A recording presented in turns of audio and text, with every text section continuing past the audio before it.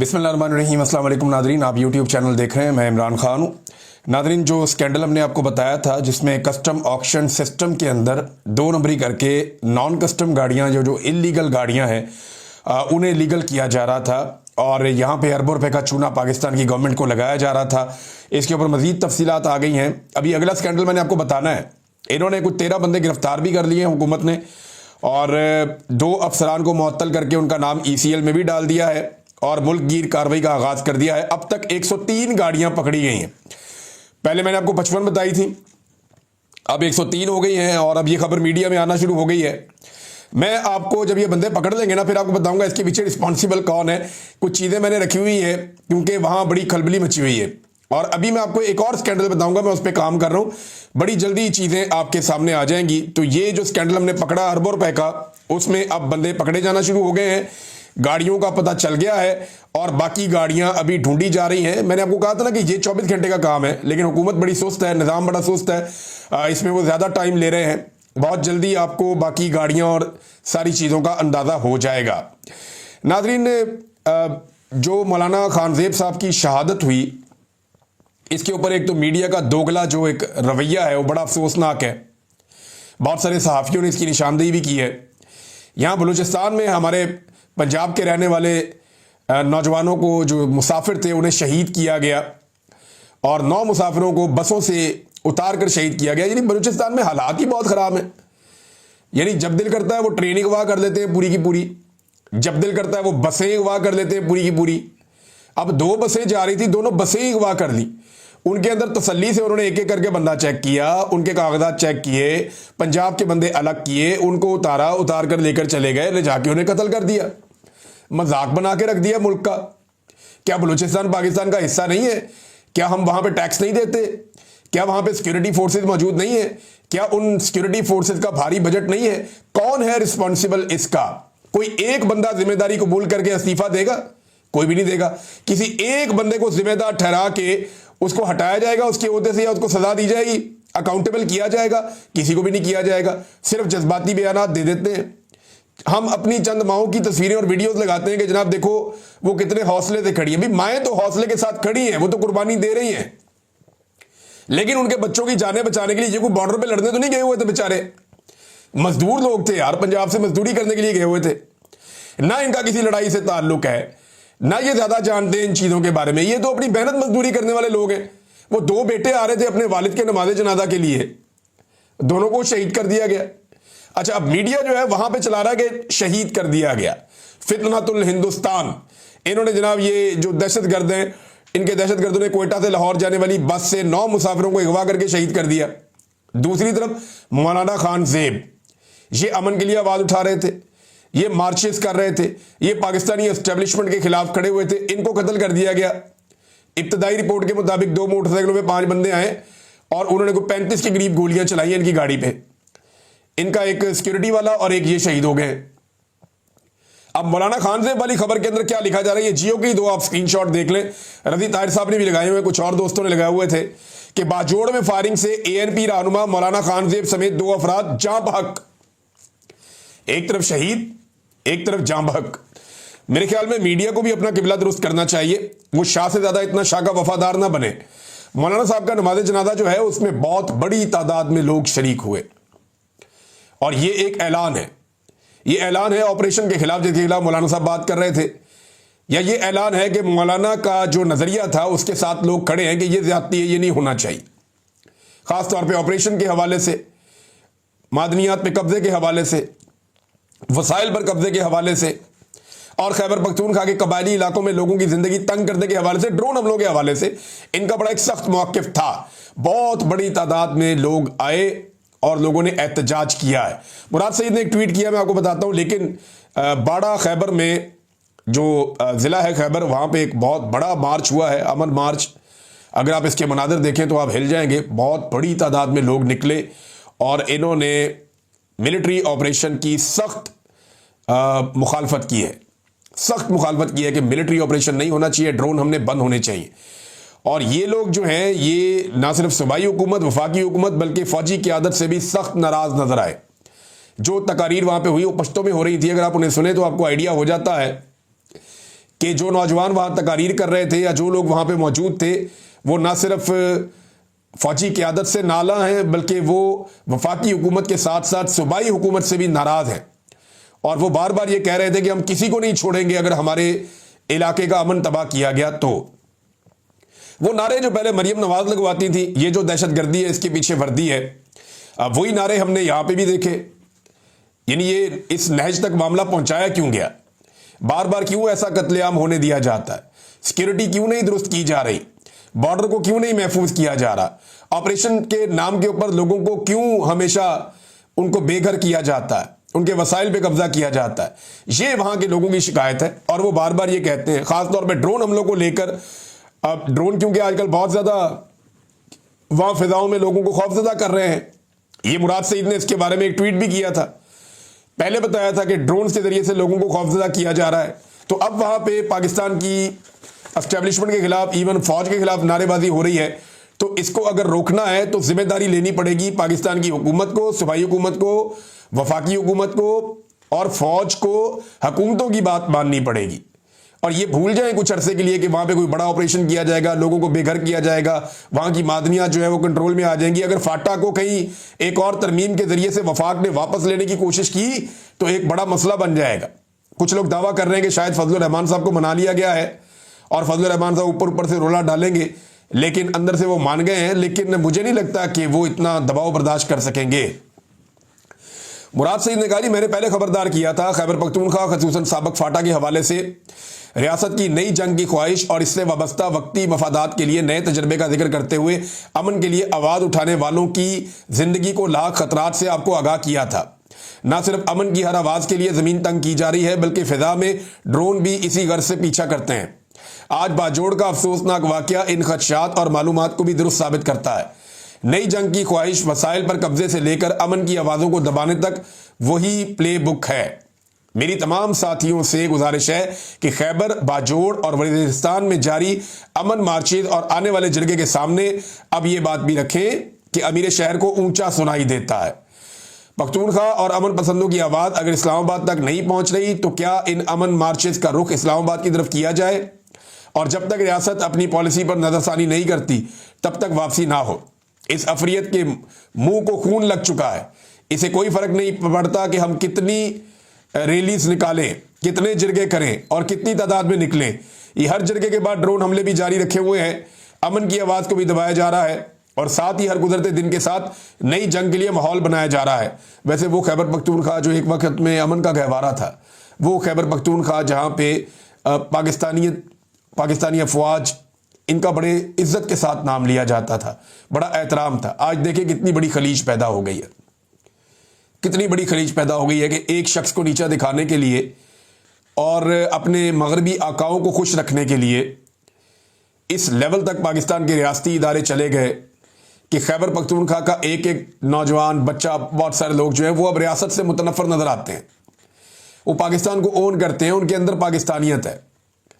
लेकिन हद हो गई ना, कभी उनके वसाइल पे कब्जा किया जाता है, उन्हें बेघर किया जाता है, वहाँ बड़े बड़े मिलिट्री ऑपरेशन किए जाते हैं, वहाँ ड्रोन हमले होते हैं और अपने मफादात के लिए उनको भेंट चढ़ाया जाता है, उनका खून बहाया जाता है। ये वो सारी चीज़ें हैं जिससे वो लोग नाराज़ हैं। अब इन नाराज़ लोगों को कौन मनाएगा? अब मुराद सईद ने ये सारी बातें बताई और उन्होंने कहा जी कि अब वक्त आ गया है कि तारीख का सबसे बड़ा मार्च किया जाए। पुराने नामों के साथ नए तजर्बे की ख्वाहिश को तर्क नहीं किया जाता तो फिर तैयार रहें कि इंशाअल्लाह हर इलाके के जिरगे के फैसले के बाद तारीख का सबसे बड़ा मार्च हम करेंगे। ये मुराद सईद साहब ने कहा। फिर उसके बाद उन्होंने अपनी पार्टी के हवाले से दो चार बातें की हैं।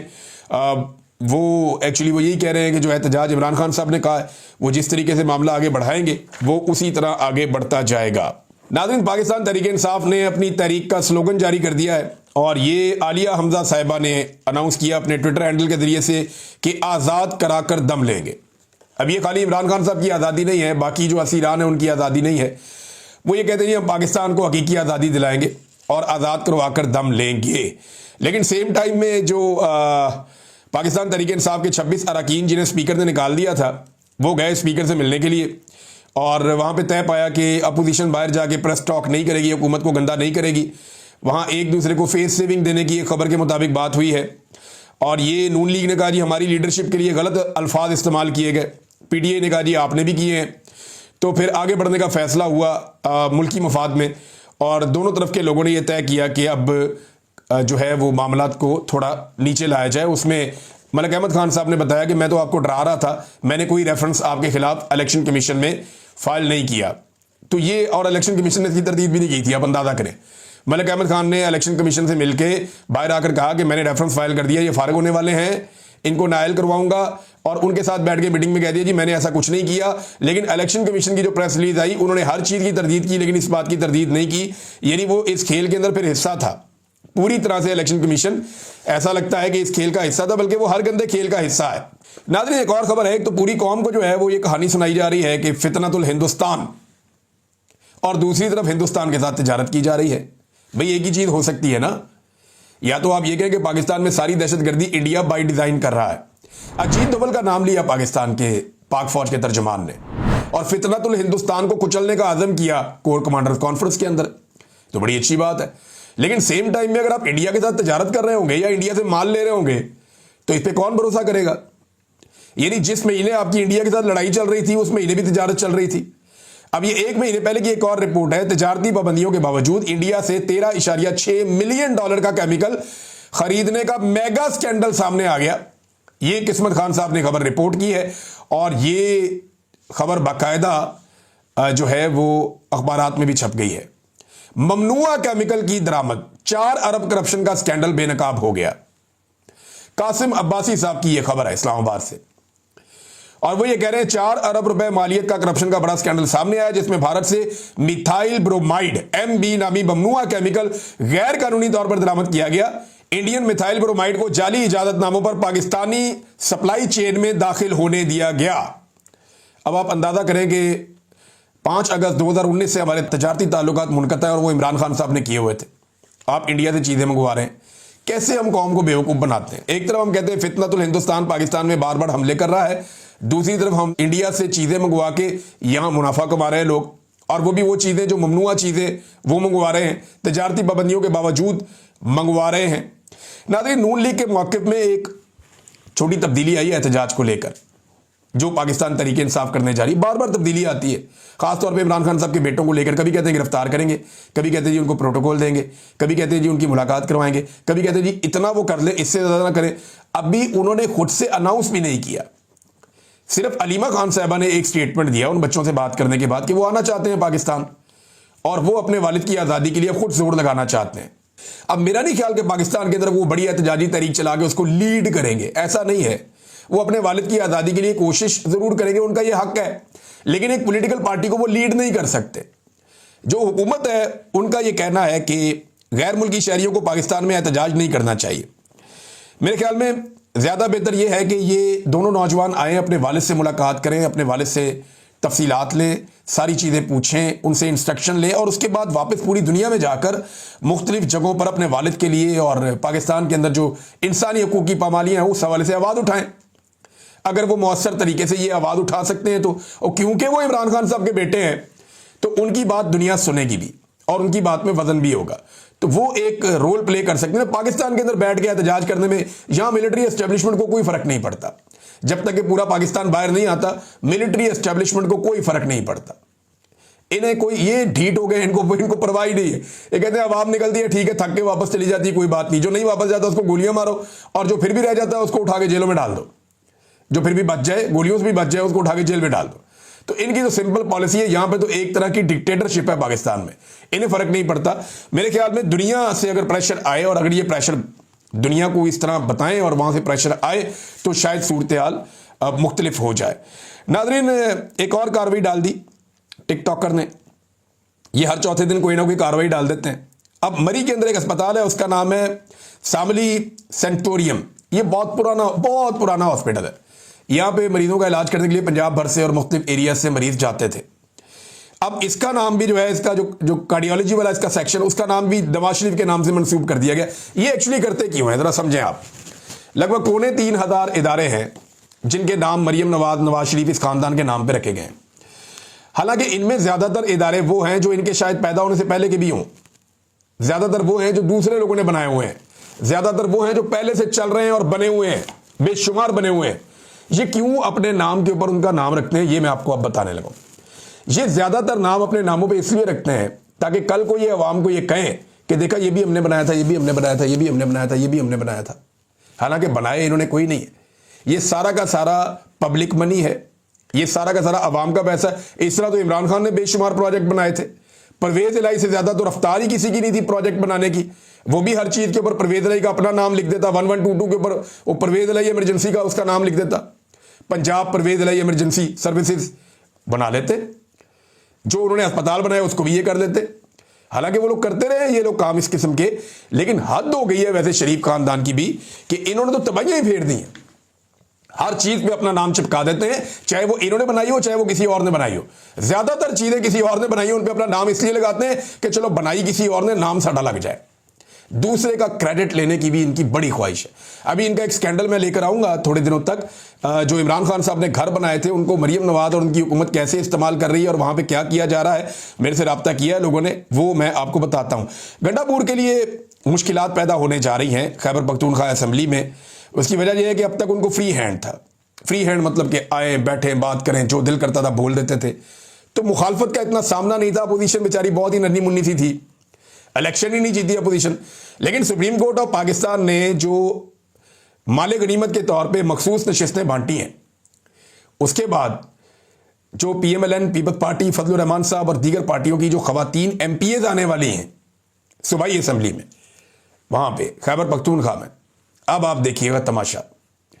वहां जो MPAs अब पहुंचने वाली हैं सूबाई असेंबली के अंदर, उनका रोला आप चेक कीजिएगा जिस तरह की खवातीन आ रही है। और पॉलिटिकल खवातीन है, इनको रोकना बहुत मुश्किल होता है। मर्द हजरात को आप फिर भी कोई कंट्रोल कर लेते हैं, खवातीन नहीं कंट्रोल होती असेंबली के अंदर। मैंने ये देखा है, मैं जानता हूं अच्छी तरह। तो अब आप ये सारी पॉलिटिकल पार्टीज में ऐसी हैं, खवातीन बड़ी एनर्जेटिक है। तो गंडापुर साहब जो है उन्हें पहले एक आधी खातून का सामना था अपनी असेंबली में और मुसीबत पड़ी हुई थी, और अब तो बहुत बड़ी तादाद में खवातीन आ रही हैं, उन्हें सामना करना पड़ेगा। तो असेंबली के अंदर उनके लिए मुश्किलात बढ़ेंगी। नाज़रीन, अब तक के लिए इतना ही। अपना ख्याल रखिएगा, अपने इस चैनल का भी। अल्लाह हाफ़िज़।